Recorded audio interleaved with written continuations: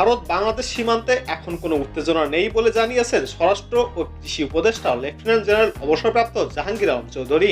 তিনি বলেন, বিএসএফ আর কাঁটাতারের বেড়া নির্মাণ করছে না, পরিস্থিতি স্থির অবস্থায় আছে।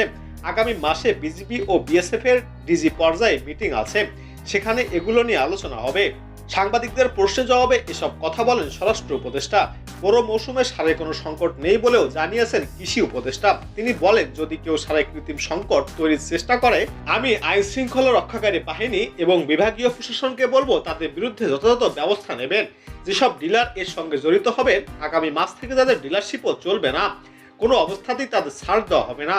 সাংবাদিকদের ধন্যবাদ জানিয়ে উপদেষ্টা বলেন, বিদেশি মিডিয়াগুলো অনেক উল্টোপাল্টা খবর দিত, কিন্তু আপনারা সত্যটা প্রকাশ করায় বিদেশি মিডিয়া অপপ্রচার করতে পারছে না।